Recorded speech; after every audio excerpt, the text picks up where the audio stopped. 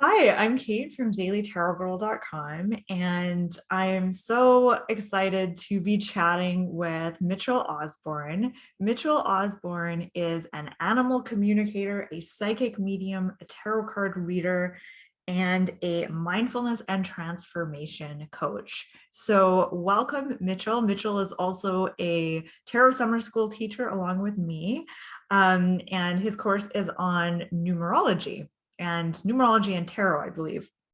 So Yes. welcome, Mitchell. I'm so happy to have you here. Thank you. I am so excited to be here. Yeah, the course is everyday numerology and how you can use the numerology in everyday life, but then also how numerology fits into tarot, and then also how tarot fits into numerology. So it was a fun course I got to do, and I got to be honest with you, I watched my course. It was so funny to watch yourself because I did that, a couple months ago, and all of a sudden I'm watching it, and I'm excited for yours because yours is the tarot journaling for soul explorers, if I remember correctly. Yeah. And I think at the recording of this, I think you're the next one to come out. Yes, you're right. Mine comes out next week. Yeah, and so I haven't done your entire course yet, Mitchell. I watched the first video, and then I jumped around and I watched a couple other videos that jumped out to me. And I did the one where you talk about paying attention to like numbers in your life. So looking at your social insurance number, you're adding up your birth date, your address, stuff like that. And I had some really interesting experiences doing that. And I don't think I wrote it down. I should have written it down here. I wrote it down in another, oh, here it is. Okay, yeah. So I added up like my birthday, my phone number, my address, and all my various numbers either add up to a 6 or a 3. Wow. Yeah. Interesting. And six is all about, well, you probably know by now, but it's that balance, it's that nurturing, it's that focus between work and family. And then three, I'm a birth path three. So three is that creative optimism, expression. It depends on which one of the numbers. I in the workshop, I don't remember when I did this, and I've never seen anybody else do it, but you touched on it. In America, we have our Social Security card, which is what identifies us as work, et cetera, our Social Security number. And so what I understand, we're assigned those like when we're born, the number we're given. And I was like, let me add mine up. It was a freaking 33, which is a master number. And that's the teacher of teacher, the master of compassion, the master of healing through love. And I'm just sitting there going, because that's assigned to my work that I do. I'm like, that is what I've done. I've been in health and fitness. I teach group exercise classes, personal training for years. And then I started this work professionally in 2009. So it just really was kind of cool. It's like, okay, another good sign that I'm in the right lane. I'm doing what I need to be doing. Do you still do personal training and group fitness? So yes, my full-time career is in fitness. So I'm a manager. I'm a group fitness manager. So I manage all the exercise classes at a facility that's inside a hospital, but we're not clinically based. I mean, we've got clinical inspiration, but we're not clinically based. We're a gym. We're a wellness center. So I still teach body step. If you're familiar, I know Good Life in Canada has body step, body pump, all those things. I've taught like 6 out of those 10 programs. And at 55, I'm still teaching body step because it's my heart. I love it. And it's a career I really love. And when I started doing this, people were like, when are you going to quit that? And I'm like, but I really like it. And it's stable money and it's great insurance and great benefits for retirement. So, I've got a really cool best of both worlds. So I still have like 1 or 2 clients that I train, and mostly they're kind of just like at home, and I do like yoga and stuff like that. But yeah, I still teach class, and then I do this for nights and weekends. That's such a good balance. Like you have something that's like physical and like very down to earth, very grounding, and then something Yeah. that's like the opposite of that, right? Like doing psychic mediumship stuff. It's like complete other end of the spectrum. I used to do personal training. I did personal training for almost That's 10 right. years. Or I think, yeah, when I was reading through your website, I was like, oh my God, I used to do group fitness and personal training too. And I don't do it anymore. I never taught like step or aerobics or anything like that. I did the training course to do it. And then I ended up just doing yoga because teaching yoga is a lot easier than doing Yes, like it a is. lot easier. What do you know what blood type you are? Type A. Okay, that makes total sense because there's a really good book that was written like 30 years ago called Eat Right for Your Blood Type. And blood type O's are the original blood type. They're the meat eaters. They're the ones who chased the bison down and ate it. Now I'm a blood type O. And we respond best to high intense physical cardio. And the A's are usually the vegetarians of the world. I tried to go vegan, vegetarian, and it really was tough on my body. Like I just, I tried to get out of the mindset and really focus and I did all the combinations and eat right to get my proteins, but it just still didn't sit with me. So I've narrowed it down where maybe half my meals are vegetarian throughout my life. Yeah. But yeah, it's really interesting to kind of connect to what that might be. So Yeah, because and I've been a vegetarian since I was 10. So since I was young, and then I read that book, Eat Right for Your Blood Type, I was like, oh, this makes a lot of sense. Like all the stuff that they talk about in that book. And I would say for me, like I've always liked cardio and aerobics and stuff like that. But for me, the teaching, it was hard because of the choreography part. Like I had a hard time doing the choreography, like keeping that in my head while moving, while talking. Like it's really hard. And and I think it goes back to numbers. And I'm a Pisces sun sign, so I'm like textbook. You open up the book, read the thing. My degrees in theater. Psychic. Connected to death because I'm the last sign. And then my rising is Leo, so that gets me out on stage. My hair is a big deal. And then my moon is Capricorn, so I think that's where my numbers come in. And I think that's why I love very fast tempo music, and I can see the choreography sometimes in my head, so it becomes very simple to do. And then of course after 33 years of doing it, it's pretty easy for me to memorize and do that. Yeah, I bet you're a really fun group fitness instructor. I am, because if I'm not having fun, then nobody else, then I don't want to do it anymore. That's kind of the thing. I don't know if you've ever heard of jazzercise. Okay, I used to go to jazzercise classes, and the woman who taught it was such a character, and she was older. She was like in her late 50s, I think, and she'd been teaching it for like 30 years or something, like for a really long time. And I just loved her because she would just go off on a tangent talking about conspiracy theories in the middle of jazzercise. And she just would say the most like crazy outlandish stuff. And I just loved it. That really adds to a class when the teacher is kind of a character.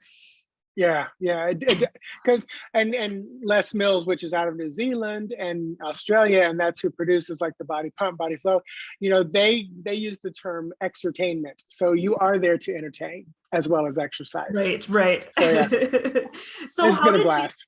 How did you get into all the psychic stuff? Because you were a personal trainer, you were in the fitness thing, and then you got into the psychic stuff.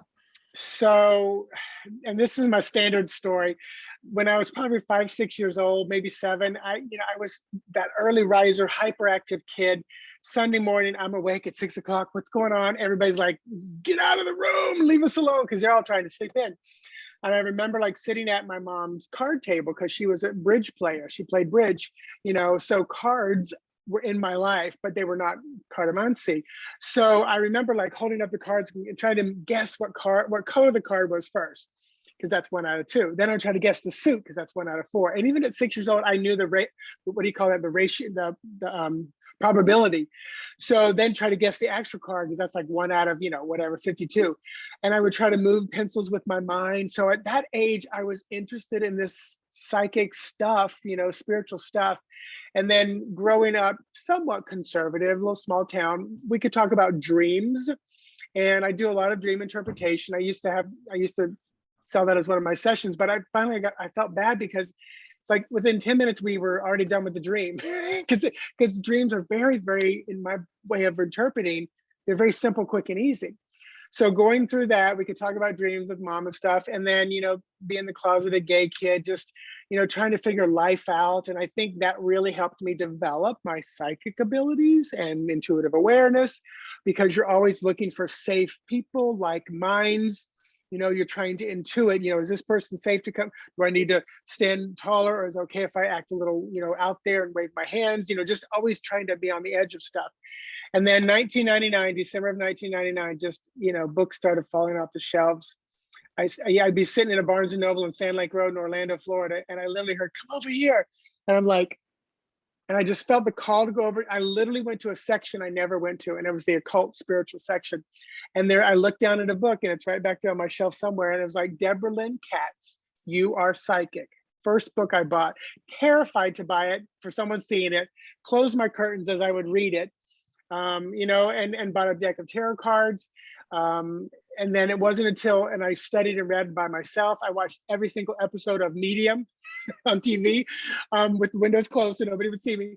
And when I moved to Orlando in like 2008 with my then boyfriend, now husband, I could go to classes because I was in a bigger city.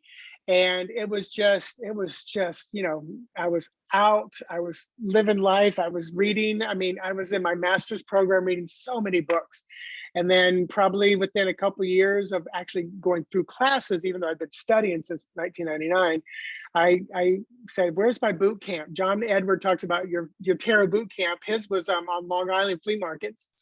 And all of a sudden, my friend Crystal Bush, and that is her real name, it's not a drag name, but she said, come work at Universal Studios Orlando, Florida as a tarot card reader. And I did. And it was joyous and painful because it was so distracting with the Blues Brothers playing on one side and customers buying merchandise on this side. And you're trying to read for someone who thinks it's entertainment. And you're telling them something, all of a sudden they go, oh my God, this is real. Because I was telling them real shit about their life. And they're like, well, this isn't just the side circus show here at Universal. It was real. So, Right, yeah. And then just website, did my thing, fairs and stuff like that. So just a blast, a journey. That's amazing. Okay, so you do animal communication as well. Yep. Go ahead. You're gonna say something. I was gonna say, yeah. And that's a funny one because I love animals, always have. I was like the gravekeeper for my family. I was the one who always had to bury them because everybody was afraid to, or so, I don't know what it was, but I was like, I'm gonna go take care of the animal. But when I moved in with my husband, he had a cat and 2 dogs. So I was like, this is weird because I'm like, I know what they want. I can, and I didn't really study anything at that time. And then I was teaching a tarot class probably like 2009 or something, not really doing animal communication. I looked at a friend of mine and said, oh my God, I could just see it. One day my business card is going to say, pet psychic. And because that's not what I wanted to do. I didn't want to be a pet psychic. I didn't really know any pet psychics.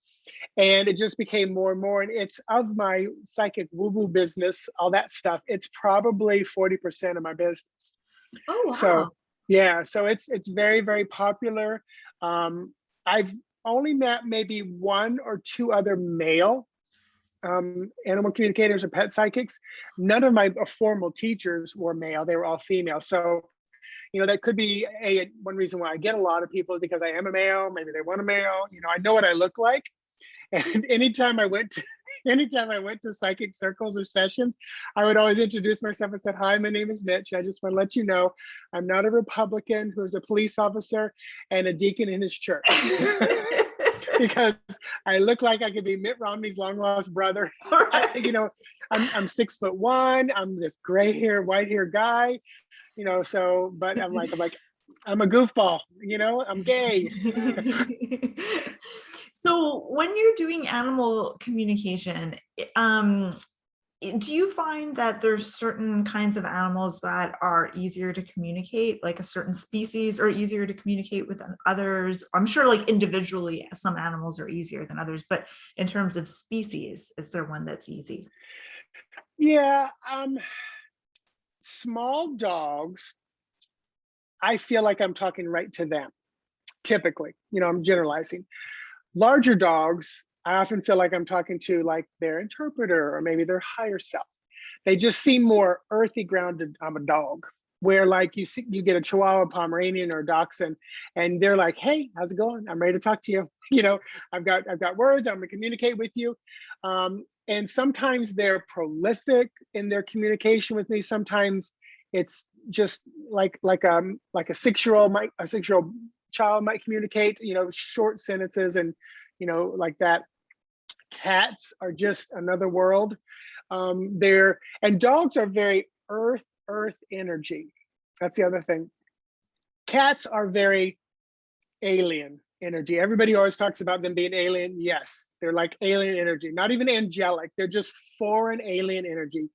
And their energy is just, it's tingy, it's high vibration, it's this wisdom and intelligence, and just what you might think, kind of like that school marm who, they love you, but they're going to just tell you to be quiet and check your books out and get out of here. Horses are just, even before I was communicating, a horse would almost give me heart like palpitations, because the regal nature when I moved, anytime I rode one, I was like, I just felt like I was on royalty. I shouldn't be there. I felt unworthy. And their contract as a species with the humans is really, really strong, just like the dogs and just like cats. I've had a few like reptiles, lizards, and snakes, and they seem to be reticent to talk to me. Anytime I approach one, I am just like I would, if I walked up to somebody in a line somewhere, I'd say, hey, can I ask you a question? May I talk to you? I ask permission. I connect with them that way. Yeah, they're just. I'm trying to think of birds. Birds are pretty chatty. I mean, I think their whole vibe is about messengers. You can think of crow and owl and raven, and they're, Harry Potter, the owls delivered messages. It was like that's what their thing is. And most cartomancy birds are often about messages and stuff. So yeah, it's fascinating. That's really interesting. And it makes me think, because some people are more drawn to certain animals. Like I'm a cat person. I am so drawn to cats and cat energy. And I know lots of people who are more dog people, and I know horse people. And I guess that kind of says something a little bit about your personality and who you are too, the kinds of animals that you find yourself drawn to. Yeah, we've always had both species, cat and dog, in our house. This is the first time we're dogless. Sheldon, our dachshund, passed away May 1st, and he would have been this month 20 years old. So he made it to 19 and a half. That's good. And I learned so much from that little guy, and my husband knew him almost all 19 years. But yeah, I've always kind of said I'm a cat person, and then I met small dogs. I was like, oh, I'm a small dog person. I love big dogs; they're fun, but the jumping, the slobbering, those are like the physical things that kind of turn me off, which I don't mind if I'm around them, but I probably would not bring a larger dog into the house. And plus we have cats and small dogs. But yeah, you're drawn to certain beings, species, and I think it does speak to kind of who you are. It's very seldom you meet a straight man that has a cat. But when I do, or like a couple, and the cat is more connected to the husband than the wife, that's a special man. I mean, it's because there's not a lot of straight men like cats. I mean, Really? I don't encounter that. I don't see that. They'll be in the home, but usually it's like the wife, and if it's a gay couple, then all bets are off because they're same sex. Right. But I just don't meet a lot of straight men who have cats. But when I do, like I said, they're really unique individuals. Like there's something really cool about who they are and how they like to connect. And maybe it's like, because you're in Canada, right? So maybe it's more of an American thing. Because most straight really guys want a big dog. What's that? Most straight guys want a big dog. Right. Well, so my whole life, I had a cat growing up, and then I moved out and I was living in an apartment that I couldn't have pets. And so I thought, as soon as I'm not in an apartment where I can't have pets, I want to get a cat. And I wanted a cat for like years and years and years. And finally, me and my husband adopted our cat. And I always thought that I always thought like I was the one that really wanted the cat, and he was just kind of like going along with it. And then we adopted our cat, and he loves our cat so much, and he has become a total cat person. And we have 2 cats now, and we foster litters of kittens, and we foster adult cats, and they're almost always feral. So they're like very wild, not used to people. And he really, really loves that like cat energy. And his dad has this weird cat. And whenever he goes over, the cat like doesn't like strangers, but he recognizes him, and so he kind of gravitates to him. So he kind of calls himself the cat whisperer, because he has a kind of a Nice. way with cats. Well, and it's I think the energy that I pick up on when I see like anybody with a cat, I'll say anybody rather than male or female. A lot of times they want to control the cat, get the cat to do what it wants them to do. And cats are one of the least trainable things that I've ever really met. Dogs just want to please the humans. They want to be there with us. But, I'll never forget, we had a cat named Toby. And, Fabian would say, oh, that's the devil cat. And I said, okay, like 5 years into our relationship, I said, okay, from this day forward, we're never going to refer to him as the devil cat or mean cat anymore. We're just going to say he's particular. Just leave it at that, particular. But I remember this person coming in. I said, oh, this is Sebastian. You can pet him, love him, kiss on him. He loves people. This is Toby. He's a little particular. Just let him do his thing. If he walks up to you, he may rub up against you, he may swat you with his paw, and the previous owner declawed him, which I don't do anymore. And I said, but then he'll walk away from you. And he goes, oh, I'm a cat person. I'm a cat person. And at one point I saw him over there trying to pick him up, and Toby was not happy. And I said, please don't work out your childhood issues of abandonment on my cat. It's not that it doesn't love you. It's just particular. So let him do his thing and leave him alone. Don't force him to try to love you. and I remember it just came out of my mouth, and I was like, I'm sorry, but just leave him alone. And I think that speaks to a lot of cats. So, it's like it's approaching an animal that truly has its own mind and its own sense of life. And you're trying to like pick it up and hold it. And it's like the moment you pick up a cat, most cats within 10, 15 seconds, they're squirming to get down. They don't want to be held. And energetically, I feel there's such empaths. They are such absorbers of energy, and they're picking up on all your stuff right away. So if you are, having an issue, bad day, or trying to seek love from a furry critter, then they're going to pick up on that, and they don't want to be around that. And you don't take it as offensive. You just say, okay, I get it. Yeah, So yeah. I don't know too many cats that like being picked up. Very yeah. few. Bartolomeo, I could put him over my shoulder like a sack of grits, and I'd hold on to him, and he would stay there for an hour if he didn't get so heavy. Oh, And wow. it's so funny.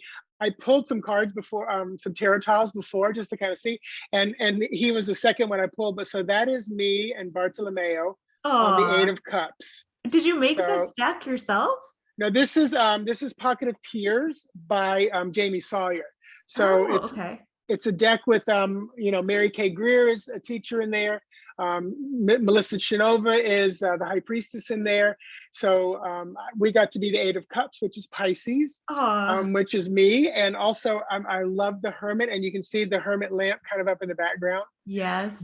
But she connected with me like last year, and Bart passed away this February the 9th. He was only 11 years old. It was fast and sudden, but I knew his passing was going to be a big help for me in my work with clients. And since he's passed, oh my gosh, the clients I've had that have lost animals quickly and fast have been amazing. And I got to teach them a cool NLP technique to help kind of de-traumatize yourself over loss of Right. an animal so quick and so fast. Yeah. But yeah, so he was a big teacher for me. So did you find that once you started learning animal communication skills, did your relationship with your own pets shift at all? Yeah, I would say it shifted in the sense of I could communicate better with them and understand them. And I felt like it's almost like they knew I was listening more clearly. So yeah, I think it was more about me than them, because I felt like they're always kind of doing their thing, communicating, talking, letting me know. But it definitely shifted. And the best way to communicate with an animal is, rather than up here in the head where we all kind of communicate, it's from the heart.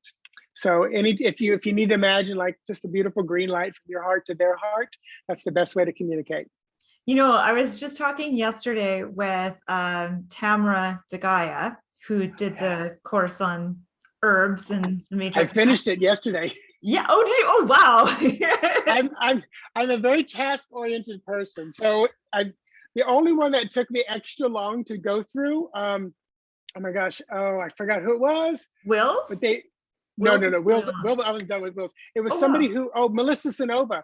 Hers Okay. was like 3 hours long. Okay. So it drifted into the next week. I haven't finished a single course yet. Like, how sad is that? I start them and then I kind of jump around and I Well, haven't finished any.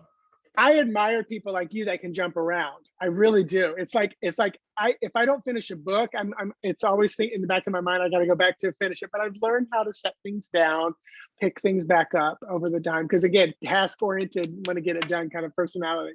Yeah. So do you find that different animals will communicate with you differently? Like, do some give you pictures?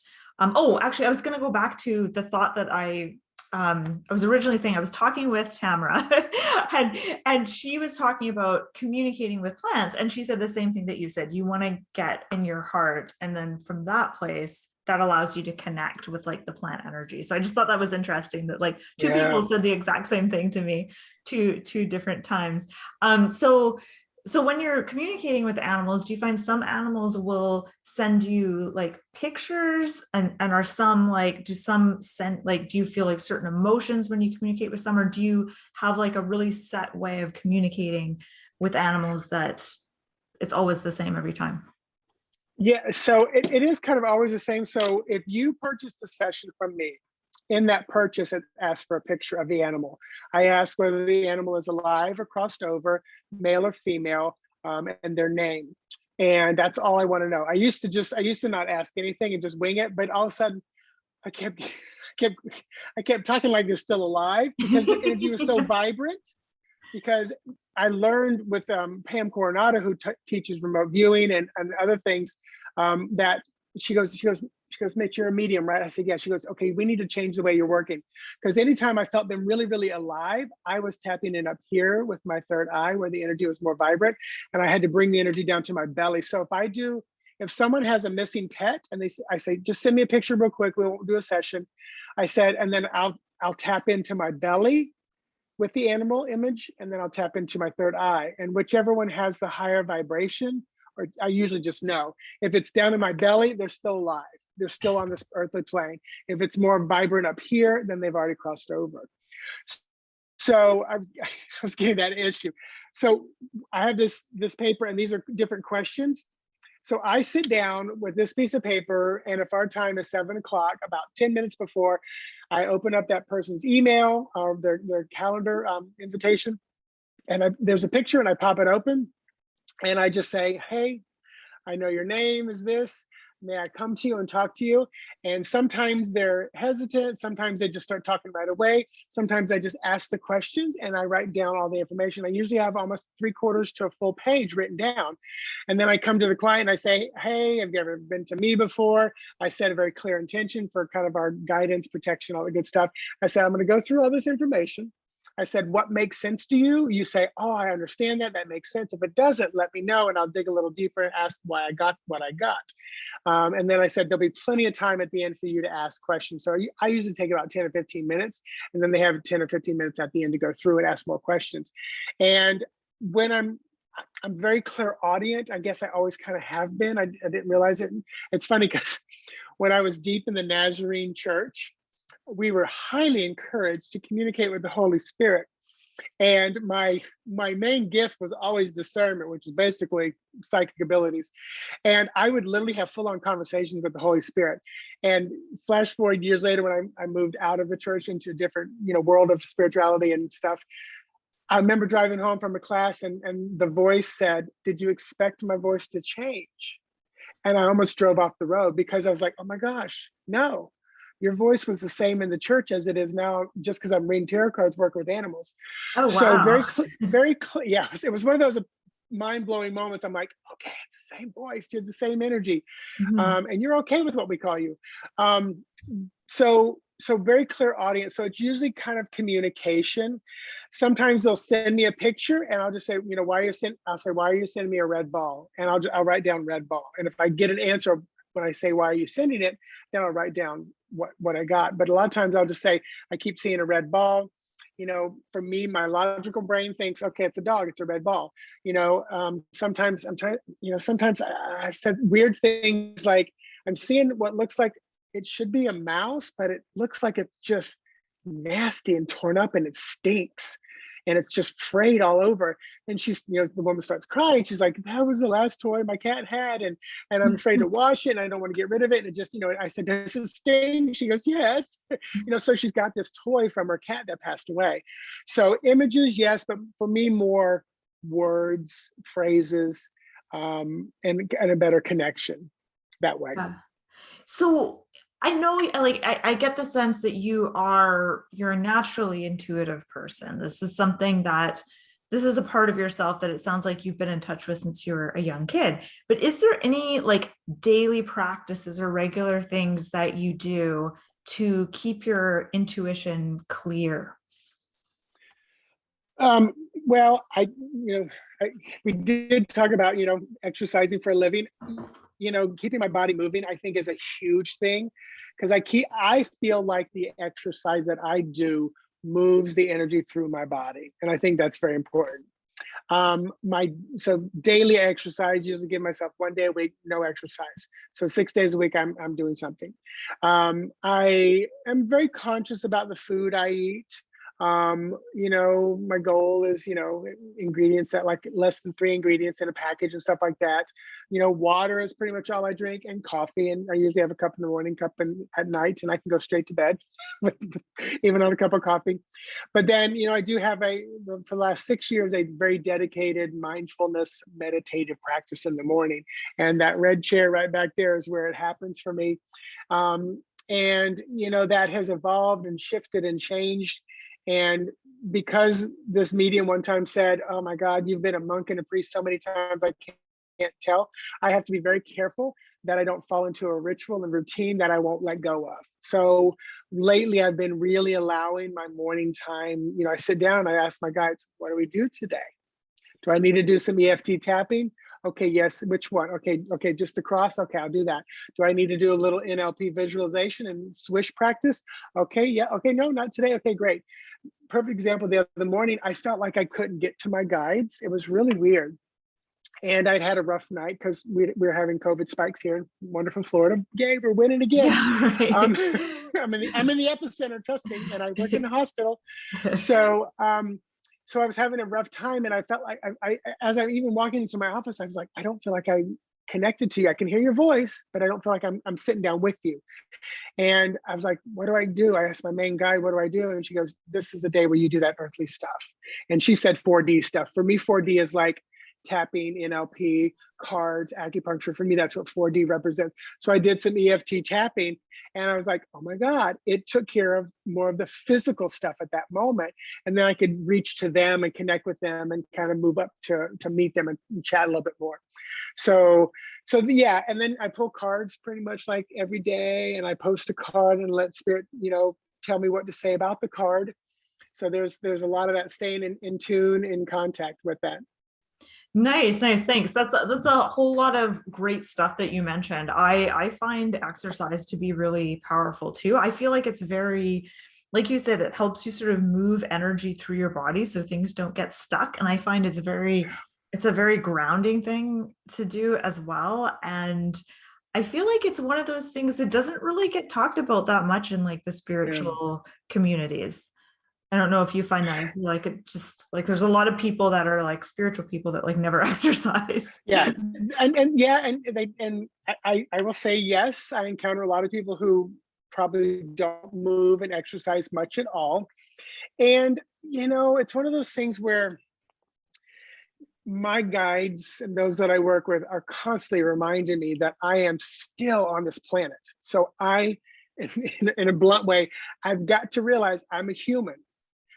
I have to eat, I have to drink, I have to wipe my butt when I poop. I mean, it's like that stuff has to happen while we're here.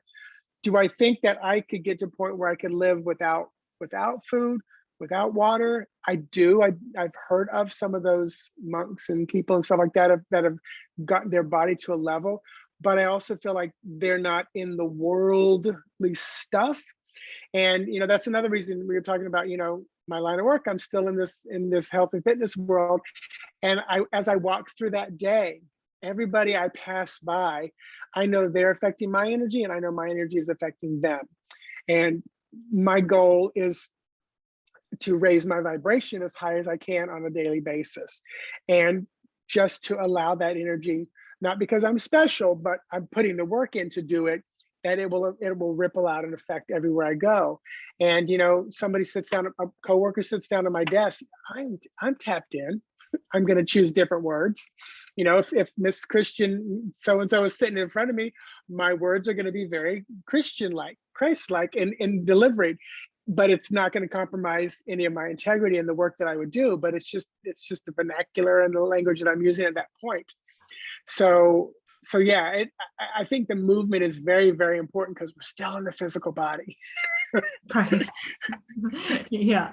And I think also, like, when I think of those people that don't eat or drink or whatever, it's like, what would be the point though? Like, I just think that, like, we're here to enjoy, like, eating and things like that. Yeah, because Wayne Dyer said it, and I remember thinking, that's it.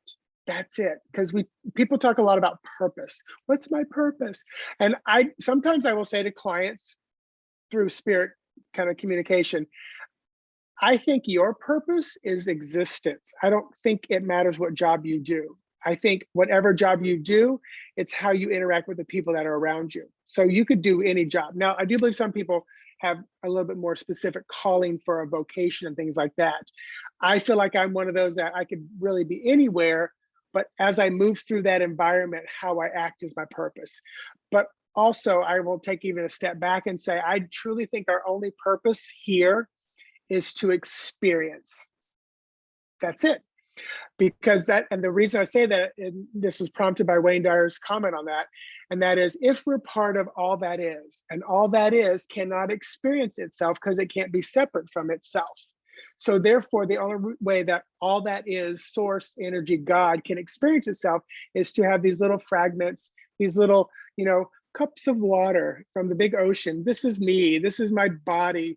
And I come down and I experience the contrast from black to white to high to low to the most negative thing in the world to the positive thing.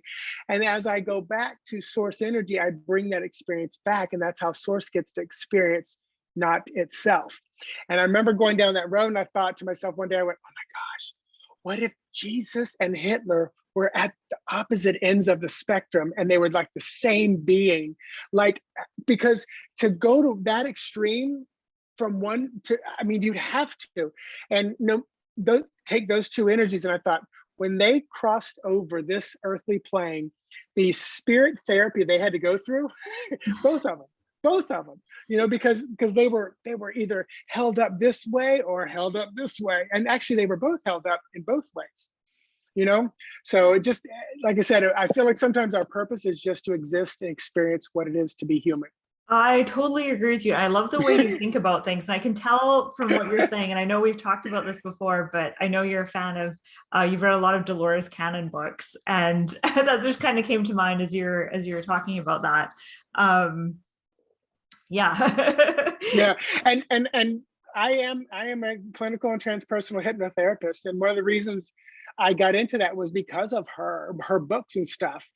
So, and it's funny because it's a 500-hour course, and the last 100 hours was all the past life stuff. So I had to go through all the other stuff to get to the stuff I wanted to do. And I've done a lot of work with clients and things like that. I never really wanted to do the smoking cessation, the weight loss. I wanted to do past lives, and I wanted to do, connect with your tarot deck. And I did a whole, workshop on, stepping into the deck, and becoming part of it, embodying it, and speaking to them in an altered state of being. So yeah, it's just fascinating, that world of hypnosis and altered state work. I read that you studied at the Monroe Institute, and you didn't? Hold on. I wrote this down. The Omega Institute. Omega, sorry. yeah. That's different from the Monroe. Okay. Yeah, because Monroe's some serious stuff. So Omega Institute is a giant retreat up in Rhinebeck, New York. And I specifically went because James Van Prague was doing a week-long workshop. So I went up there and studied under him, and there was about 80 of us there. So it was an amazing week. But it was really interesting because one of the big things I came out of that weekend with was, I'm not necessarily here for great grief counseling because for me, like, and this is a real personal thing, you know, when someone crosses over and when an animal crosses over, you know, I I'm not in this grief, this loss like a lot of people are, where they're going to the medium and they want to know, are their loved ones okay? You know, it's one of those things where I feel almost like a charlatan when I say, well, of course they're okay. They're out of their body. They're in, you know, they're in a better Right. place. You know, but it's like that's usually the message I get when I connect to someone. A lot of the people who come to me as a psychic and a medium, and when I connect over, they're those I'm connecting with are usually back here teaching spiritual lessons. You know, it's not so much they want to know what happened, are they okay? You know, can they tell me, you know, something? They're not like necessarily here to comfort them. They're almost still here, like, I'm here to teach you a lesson and I'm going to work through this guy, Mitch, and get you this message of spiritual growth rather than, you know, where I buried my, you know, my goods or who killed me or, you know, why did I have to go at 18 years old kind of a thing. So it was amazing workshop and it solidified a lot of the work that I do as a medium, but it also kind of showed me a little bit of the direction that I felt more called to go. So, what are some other spiritual teachers or just teachers in general or authors that have had a really big impact on you? Um, Mary Kay Greer as the, you know, I mean, her 21 ways to read the tarot is like how I read. I read in layers. So Melissa Sinova is just, oh my gosh, when I read her books, I literally feel like she's sitting right next to me. Gwen, am I allowed to cuss on your show? Yes. Okay, not that I would cuss, but Melissa, she's like, Mitch, just read the fucking cards. Stop trying to analyze it so much, you know. And it's funny because her workshop, if you have sensitive ears, be careful what, because she tells it like it is. Been about when. Been about when in person. Her books I love, but sitting in front of her and listening to her in person is amazing. You know, Ethany, who is you know the tarot school goddess, tarot summer school goddess.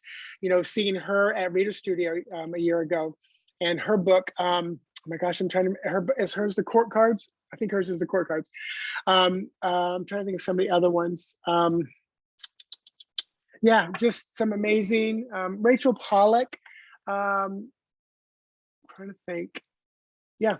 So those are some of the ones that have really had a big impact on me. And then I always like to mention Kim Wade, who nobody would know her unless they did classes here in Orlando at Avalon. She passed away a couple years ago, but she was my first teacher. She was the epitome of what you think a tarot card reader is. A veiled dress. She would wear like a headband. She didn't have all her teeth. She had an insulin pack on her side, and she would read. She goes, I'm getting something." She would hit her head. I mean, it was hysterical, but she was Mhm. the sweetest, kindest teacher. And I think because of her, I was able to continue to learn and grow. And I was scared to death to go in. But one day when I just couldn't get the tarot cards, I'm like, it makes no sense to me. She says, she held up the card, and I remember it's the King of Pentacles. And she says, just look at this card and tell me what you see. And that was when I realized how clairvoyant I was. Because I looked at the card and I said, well, the guy is telling me to da da da da da da da da da da da da da da da da. And she said, thank you. That's the message I needed to hear. Yeah. So I literally was hearing the guy on the card talk to me. So Wow. it was like, and she was just a beautiful teacher. Oh, that's wonderful. I never got to experience in-person tarot lessons. I remember when I first discovered tarot, there was someone teaching tarot in my community, and I always wanted to take a course with them, but it was always on nights that I worked, so I never got to. And then by the time I was able to, that person had moved away, so I was sad. So I've really just learned tarot from mostly books and just Yeah. trial and error and stuff like that. So that's Yeah, cool that you and had I a. love that. What are they, isn't that called like autodidactic, self-taught? I think yeah, I'm big on that as well. And I don't know what it is. Sometimes I think it's because I want to take the material that they've written and just allow it to be processed through me. So that's why I said there are a few teachers that I've seen on stage, like Benabel Wynn, to read her books is heady for me. I'm Mhm. more here. So to listen to her speak, I'm just like, just keep talking, you know?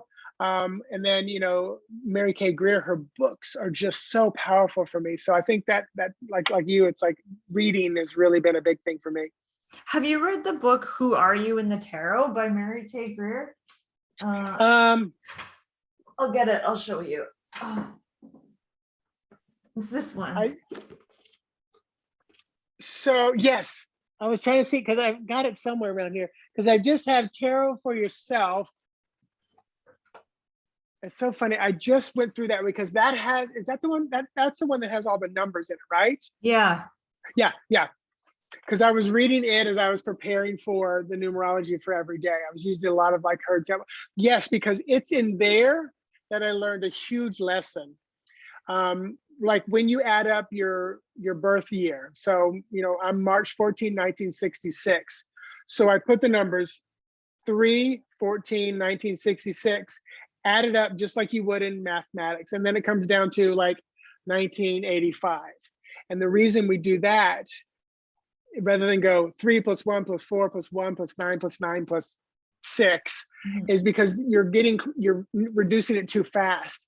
And by reducing it to like 1995 and then adding those four numbers up, you might miss a master number.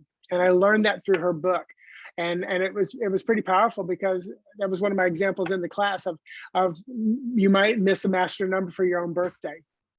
Okay, interesting. I haven't read the book yet, but I've had it for a while, and I liked her other books. So I'm gonna wait. It's what I would call a workbook. Yes. Like Yeah, you're gonna work through it. I loved her book. Tarot for Yourself was really a turning point for me that kind of changed how I worked with the cards. Yeah.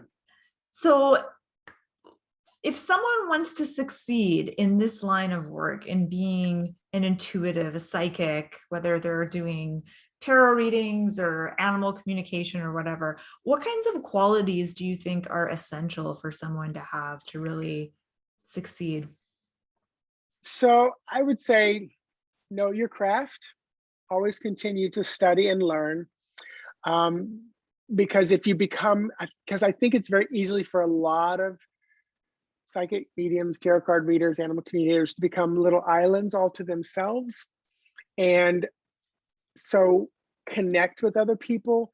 If you can get to at least one conference, and now most of them you can get to them online, at least one a year, it's really good to continue to understand what else is out there. So know your craft, connect with other people that are going to challenge you and that are going to, open your eyes to something new. And then get out of your way, get out of your way, get out of your head, find, once you know your craft, then start to find what best way you work. For me, it was in the beginning, I was trying to memorize the cards so hard, and it was like, oh, okay, I just need to intuitively read them and then continue to study the cards, and get that. Because when I read it in layers, I'll literally go through, here's traditional meaning, here's what I'm picking up intuitively, here's numerology, here's the colors, here's the zodiac signs.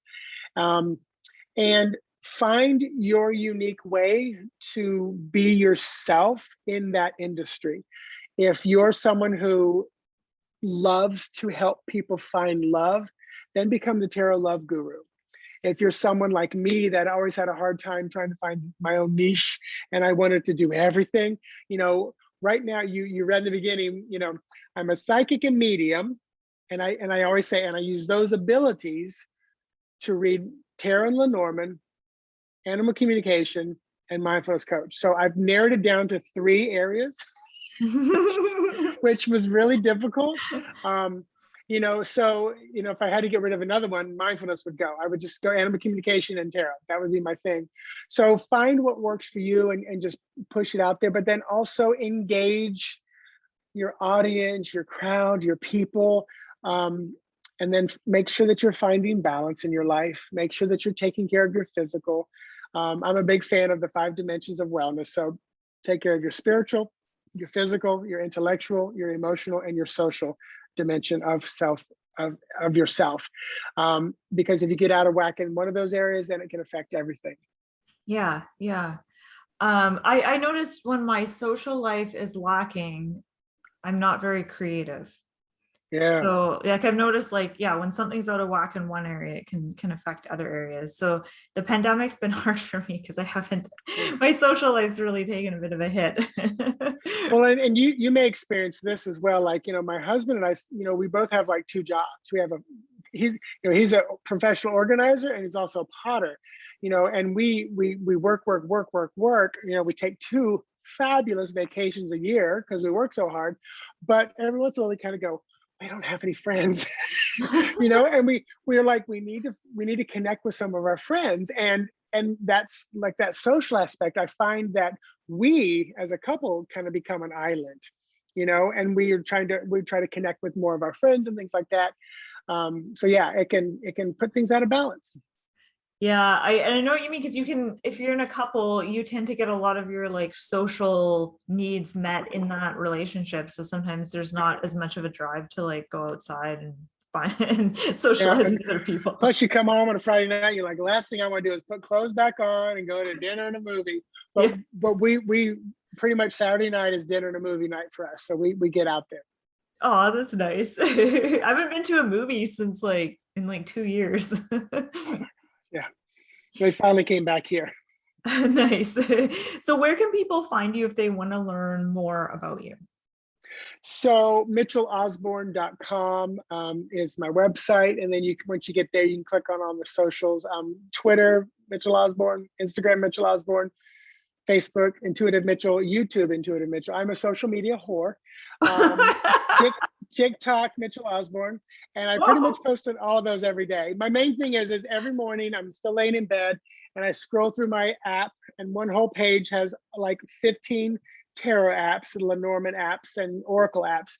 And I just go through one, I alternate through every like 2 or 3 weeks, and I randomly select a card and I post it on all those places, just as like a daily message from spirit. What's your favorite social media platform to play around on? Facebook. Okay. Yeah, and it could be my age, because Yeah, I'm right. 55. Yeah. Because second, I love Instagram, Uh-huh. but it's like you can't post links there, and it's like you have to go to my bio, Right. or I'm learning how to put it down in the comments. I think you can do links there, but I'm not sure. Okay. And I'm enjoying TikTok, but it's one of those things where it takes a little work to, it takes me about 5 or 10 minutes to post a video there Okay. to do it. I've never gone on TikTok. Like I hear people talk about it all the time, and I see people sharing TikTok stuff, but I just I've never gone on it. It's a cool platform to deliver 15, 60-second, or now 3-minute videos. And some people use it just because it's such a cool, easy platform, and then they share it over on Facebook. I share, and it shares very well over to Instagram as well. Yeah. But it can be a little addictive if you have a social media issue. So don't do it if you got a problem. I feel like I have the opposite of social media addiction. Yeah, I go through phases where I'll like spend a lot of time on social media for like a couple days, and then I'm like, blah, I can do without it for like a week. Yeah. And I truly use it to cultivate my business. Last year, believe it or not, 2020 was my best year in this business. And without being I don't share too much that public, but what I made in a part-time business is what some people make in a full-time job, a little above minimum wage. So it was a really great year, Nice, for this work that I dedicate about 10 hours a week to. Oh, that's beautiful. Yeah. Nice. Okay. Well, I will be sure to put all your links below this video. I will link to your Tarot Summer School course and your website and all your 10 million social media. just whatever you want, whatever you feel comfortable. Don't stress over it. That's the other thing. I'm a big believer in, people will find me if they need to find me. I don't get a lot of like negative stuff on social medias. I don't go looking for a fight, but I also feel like, again, my main goal every day is to vibrate, operate, and resonate in the highest frequency of that divine source, that pure white light, love, God, goddess energy that I can. That's my daily mantra. So it's not that I'm above that stuff, but you know what? We're not vibrating in the same place. Yeah. Don't get the trolls, don't get the stuff. And if I do, I usually kind of laugh and just delete them and walk away. Yeah, I've had the same experience on social media too. I don't get a lot of negativity once in a while. and it is kind of amusing sometimes if you can have a Yeah. sense of humor about it. It's kind of funny for Well, sure. because the first thing I think is, my gosh, look at the projection they're doing. And then I feel for them, that I'm like, oh my gosh, what's going on inside of them, that there's this much like anger or jealousy or rage or what, or they're just a bot. They're just a bot that's, playing around. Yeah, exactly. So Well, on that note, yes. I want to thank you, Mitchell, for chatting with me. I feel like we touched on so many different topics. We didn't even get to the topic of extraterrestrials, because I know before we started the recording, you were like, oh, we could talk about this, and we didn't even get there. So The aliens another can wait. time. I think we might be having another time, right? With our friend. Yes. Cool. So thank you so much for Thank chatting you. with me, Mitchell. And again, I'll put all your links below the video. Wonderful. Thanks so much.